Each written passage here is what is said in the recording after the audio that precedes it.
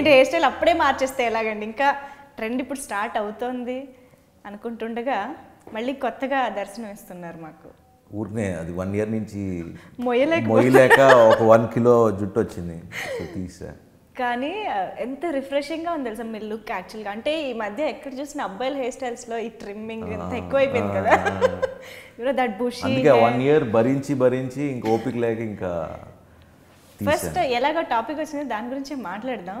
ఎవరి ఐడియా అంత బుషీగా అలా డిఫరెంట్గా ఉండాలి? అవునా? వై? దానికంటూ రీజన్ ఉందా? ఊరిన కొత్త హెయిర్ స్టైల్ అంటే నేను ప్రతి సినిమాకి ఏదో ట్రై చేస్తున్నా కదా, ఆల్మోస్ట్ రన్ రాజా రన్ నుంచి. సో ఈ సినిమాకి కూడా ఏదో ఒకటి కొత్తగా ట్రై చేద్దాం అనేదితో. కానీ చాలా బాగుంది, చాలా బాగా సూట్ అయింది. అండ్ ఇప్పుడు అబ్బాయిలు కూడా కొంచెం మళ్ళీ లాంగ్ హెయిర్ అది మెయింటైన్ చేయడం చాలా కష్టం. అంతేనా? మీరు ఎలా మెయింటైన్ చేస్తారు అమ్మాయిలు తెలియదు కానీ చాలా కష్టం. థ్యాంక్ గాడ్ మా కష్టాన్ని గుర్తించారు.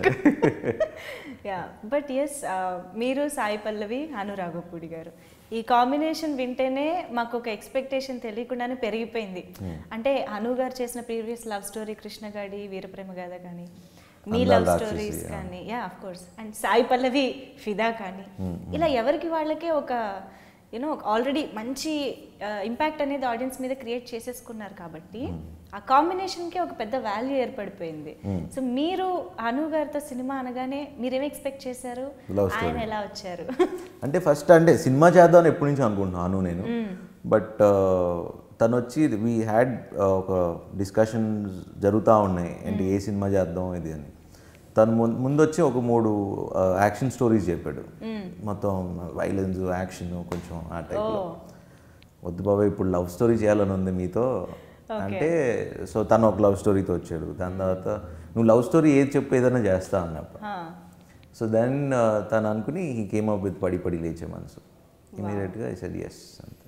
ఆయన ఎలా వేస్తారు ఇన్ని దోశలు ఎప్పటికప్పుడు? ఆకలి ఆకలి ఆకలి. Very interesting trailer. అంటే టైటిల్ పడి పడి లేచే మనసు అని ఎంత అనడానికి వినడానికి ఎంత పొయిటిక్గా ఉందో, ట్రైలర్ చూసాక కూడా అంతే పొయిటిక్గా అనిపించింది.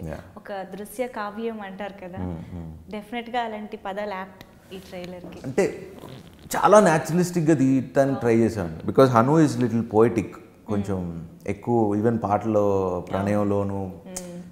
సో అలాంటివి చూస్తే కొంచెం మనకి మామూలు పాడుకునే పెట్టచ్చు కదా. సో తనకి ఏంటంటే హీ లైక్స్ దట్ సాహిత్యం ఇవన్నీ.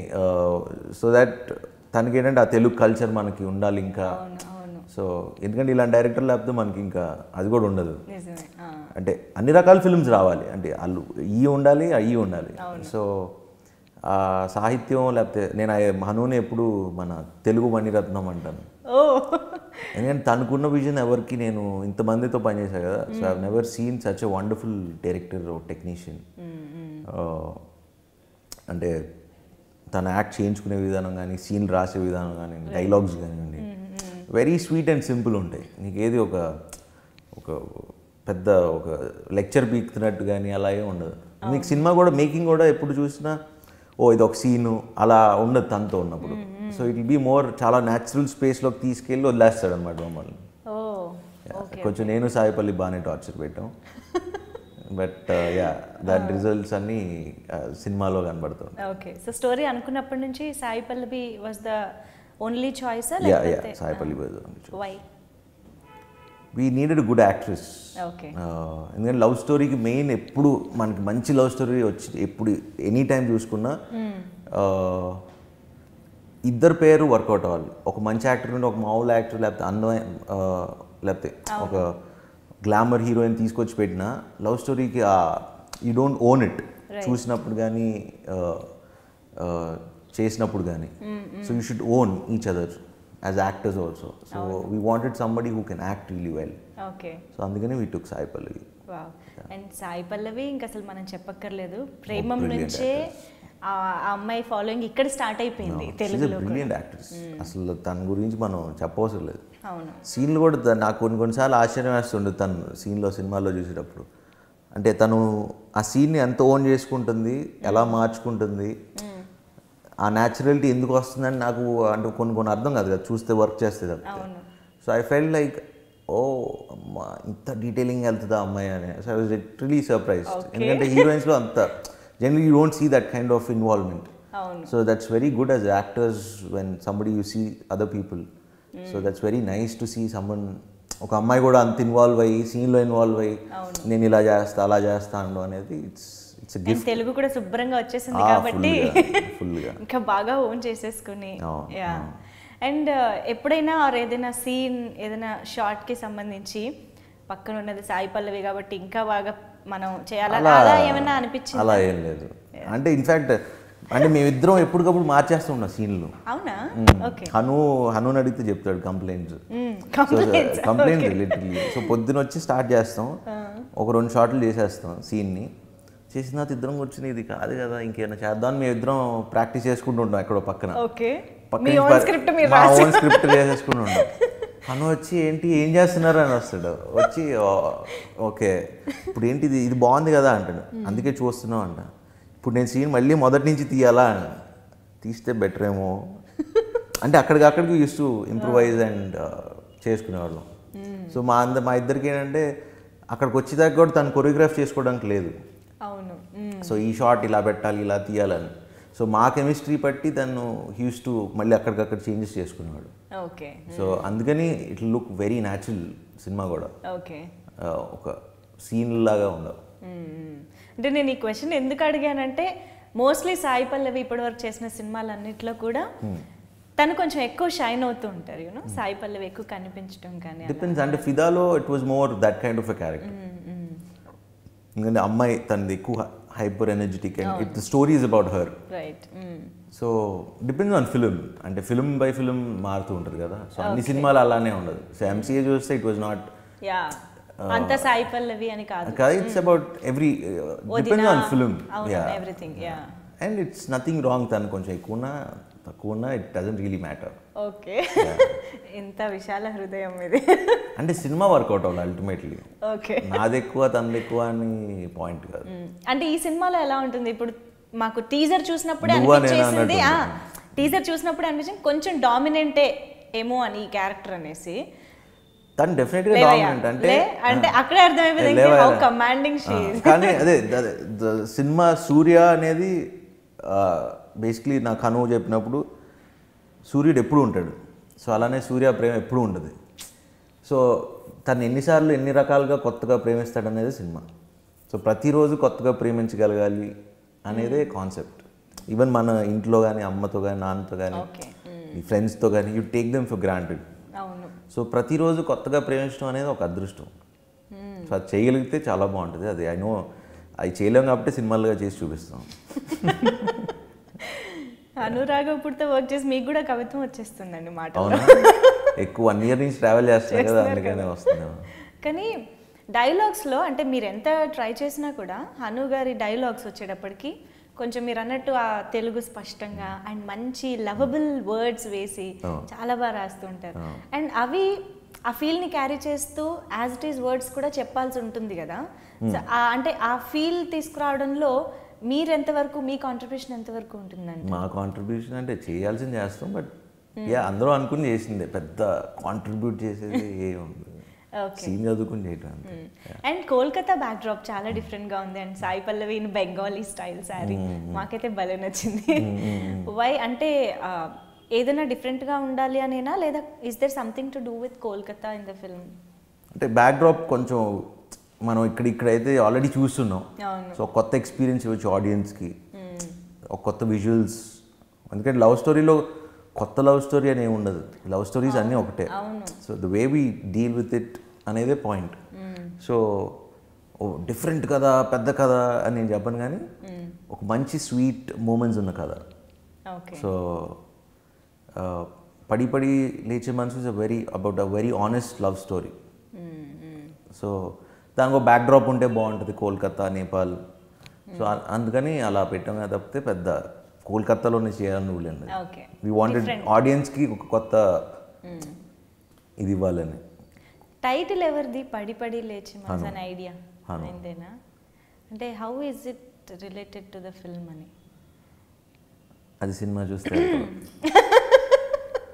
చెప్పే కదా, ప్రతిరోజు కొత్తగా ప్రేమించాలి. ఓకే, పడి పడి లేచే మనసు అది ప్రతిరోజు కొత్తగా ప్రేమ లేవాల్సిందే పడినా లేవాలి. అండ్ ట్రైలర్లో కూడా లాస్ట్ డైలాగ్ చాలా చాలా బాగుంది. మీరు పడిపోతారేమో భయపడకండి, ఖచ్చితంగా పడేస్తారు. సో అమ్మాయిని ఎన్నిసార్లు పడేయాల్సి వస్తుంది అనేది చూడండి సినిమాలో. ఎన్నిసార్లు పడేయాల్సి వస్తుంది, అమ్మో లవ్ స్టోరీలో ఒక్కసారి పడేయడమే చాలా కష్టం. ఎక్కువ. అదే ఎన్నిసార్లు పడేయాల్సి వస్తుంది ఆ కష్టాలన్నీ మీకు తెలుస్తాయి.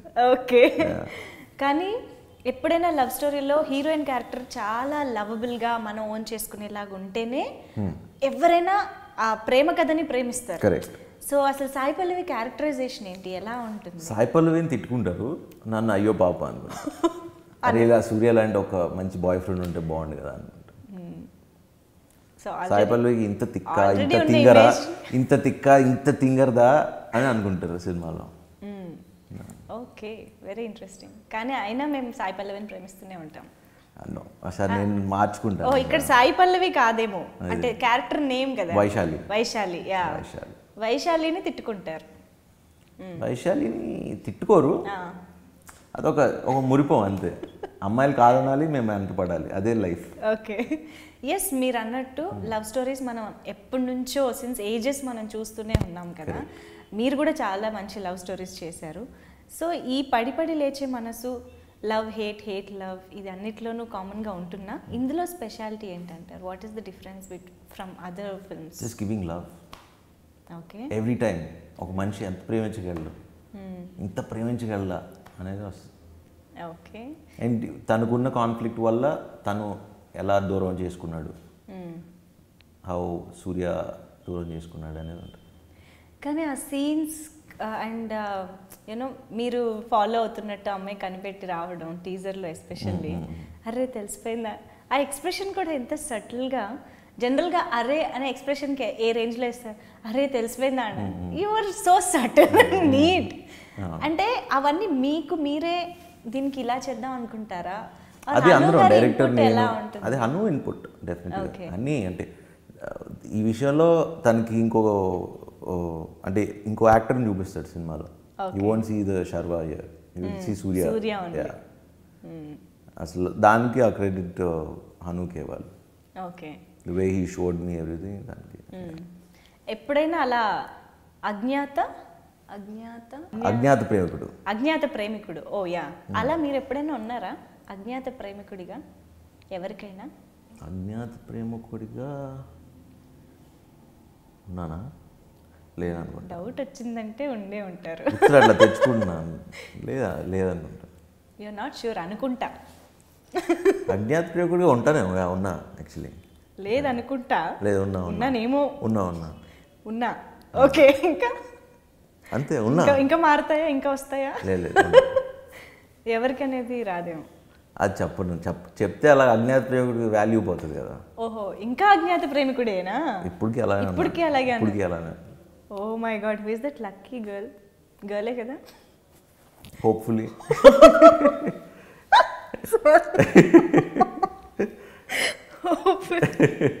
నేను అడగడం మీరు చెప్పడం బాగానే. Anyways, yeah. సో అలాంటి క్యూట్ థింగ్స్ సినిమాలో మాకు చాలా కనిపిస్తున్నాయి యాక్చువల్లీ ట్రైలర్కి సంబంధించి. మీరు ఏ పర్టికులర్ సీన్కి కానీ అలాంటి డైలాగ్స్కి కానీ బాగా ఎంజాయ్ చేసింది ఉందా?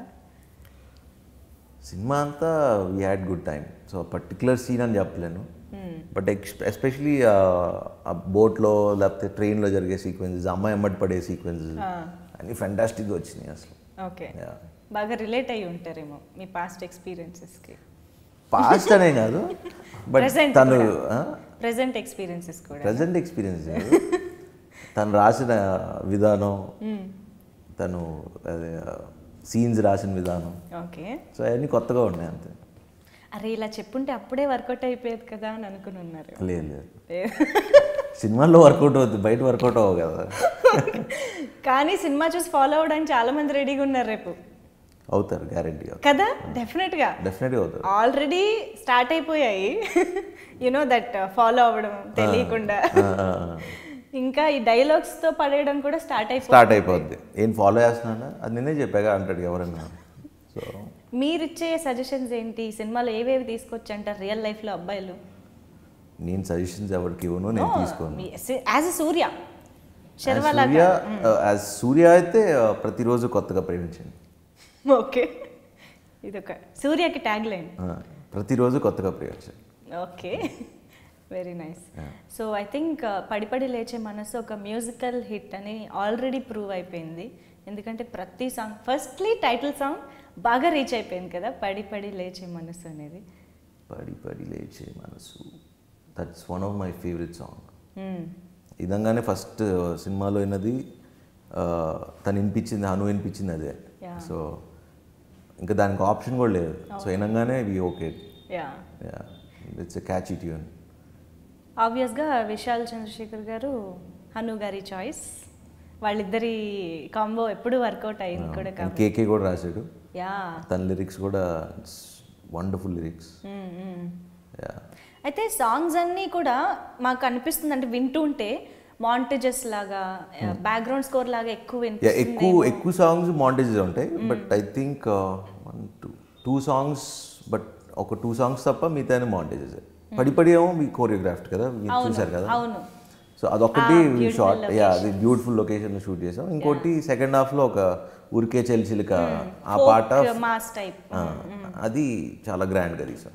అవును, రాజస్థాన్ ఫోర్ట్స్లో ఇట్లా చేసాం.